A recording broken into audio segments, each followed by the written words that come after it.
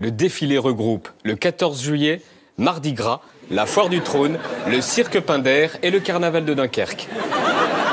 Donc au début, le pays montre ses muscles, hélicoptères, des militaires à casquette, des militaires à chapeau, des militaires à turban et stache mou. Et pourtant, les propres services du ministre chargé de la migration alimentent le débat. Diffusion d'un guide de savoir-vivre au conseil étrange. Il ne faut pas siffler les femmes dans les centres d'accueil. Certaines trouvent ça sympa, d'autres pas. Stupide et provocateur pour ce responsable chargé de l'intégration. Leading the cultural tableau at Rajpath, this is the tableau from Goa. Toutes les régions défilent une par une et il y a un char par région et l'Inde, c'est grand. The tableau from Sikkim. The tableau from Bihar.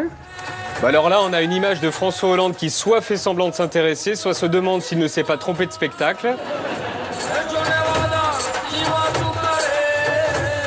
Écoutez, plus tôt, ils ont testé près d'1 millier d'enfants âgés de 18 à 36 mois. Par exemple, ils ont placé des chocolats sous une table basse pour que les bébés se cognent, pour qu'ils se brûlent. Ils ont placé leur doudou près d'une source de chaleur.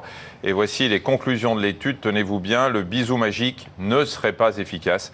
Les chercheurs ajoutent même que la pratique se ferait au détriment d'autres activités plus utiles, comme l'introduction aux fonctions algébriques ou à la conversation en mandarin. Je suis confiant, mais j'ai peur, j'ai peur.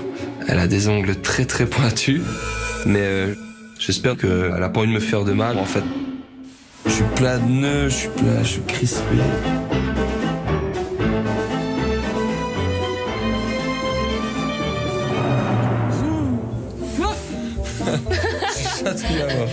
Mon Dieu, j'ai envie de partir en courant. C'est gris, kaki, noir, avec des reflets violets dedans. Puis l'odeur, quand tu ouvres la cloche, tu sens cette odeur, tu dis, c'est juste horrible. Un bon appétit.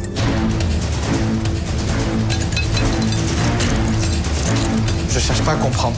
Je mange un bout, la moitié. Pendant que je mange l'autre moitié, je l'épluche et je le gobe.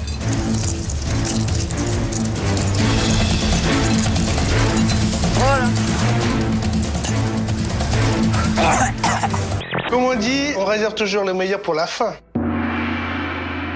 Ou pas. Fallait bien que je fasse honneur aussi, parce que sinon j'allais passer pour la personne la plus mauvaise de la table. Il a un goût bizarre. Je sais que je vais être malade pendant les 6 mois à venir, mais c'est pas grave. Je l'ai fait quand même.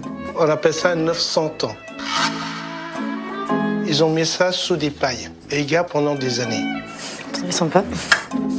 Ah, s'il voulait nous surprendre, il a réussi.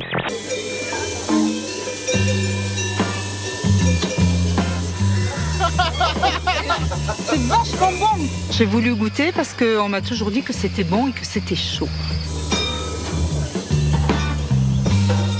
Attendez. J'ai bien Voilà. fait de mettre une jupe, moi. Voilà, les genoux et les pieds. Allez-y, montez, montez. Voilà, les genoux et les pieds. Voilà, très bien. Et là, vous prenez un point fixe par terre et vous vous redressez en compensant. Allez-y, allez-y. Voilà, très bien. Allez-y, doucement. Voilà.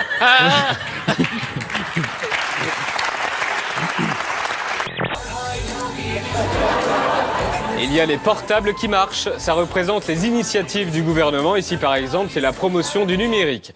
Bon alors super, les portables qui marchent, maintenant on va y aller, c'était magnifique. Il se lève de sa chaise et... Non, tu restes assis, c'est Bollywood maintenant. 81 pour et 27 contre. Une large majorité du Parlement s'est prononcée en faveur de cette loi controversée. Désormais, les réfugiés devront remettre toute somme supérieure à 1 300 € pour payer leur séjour. Malheureusement, cette mesure est nécessaire pour rééquilibrer les demandes d'asile avec les autres pays européens. Car le Danemark est de loin celui qui a accueilli le plus de réfugiés par rapport à sa population. Aujourd'hui, il veut décourager les migrants de venir sur son sol. Et puis il y a tout le panel des mecs qui se compliquent la vie à moto. Il y a le mec allongé sur le dos avec un autre au-dessus, la tête en bas qui tient le guidon. Il y a les 7 mecs qui se compliquent la vie.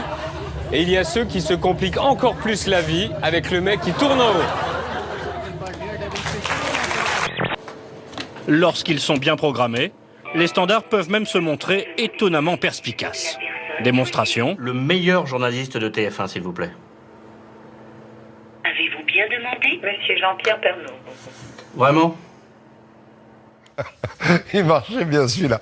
Renaud qui a donné de ses nouvelles ce matin sur France Inter. Bah, mieux, ça serait indécent. C'est-à-dire qu'on ne peut pas aller mieux que moi. Il s'est passé que j'ai arrêté de boire, tout simplement, depuis 128 jours, depuis plus de 4 mois. Je suis un peu un phénix qui renaît de ses cendres, mais ces cendres de la vie de tous les jours. Et là, vous me voyez rayonnant, j'allais dire splendide. J'étais un chanteur qui buvait, maintenant je suis un buveur qui chante. L'émission, elle est regardée par des millions de personnes et c'est juste mérité pour vous parce que vous faites un travail extraordinaire. Vous êtes chez les gens avec votre humanité, avec l'humanité de toutes les personnes qui travaillent avec vous, ils sont à votre image. Et voilà, enfin moi j'ai 1000 merci à vous dire vraiment Jean-Luc et 1000 merci aux personnes qui m'ont soutenu. J'avais une famille depuis très très longtemps. Maintenant grâce à vous j'en ai une deuxième, c'est la famille des 12 comédies. Moi, je suis pas workaholic, mais je m'ennuie beaucoup quand je fous rien. Et puis au bout d'une heure sur la plage avec 3 coquillages, j'ai envie de passer à autre chose. Hélène, vous aimez la plage, vous? Non, je m'ennuie facilement. Oui, moi aussi. Tout le monde, non mais c'est vrai, il y a une adrénaline dans nos métiers qui est formidable. On a la peur, il faut se renouveler, on doute tous les jours. Oui. C'est génial. Donc c'est vrai que quand on se retrouve sur une plage, au bout de quelques jours, on a envie de tuer des gens. Mais c'est normal, c'est légitime, c'est vrai. Ou pas.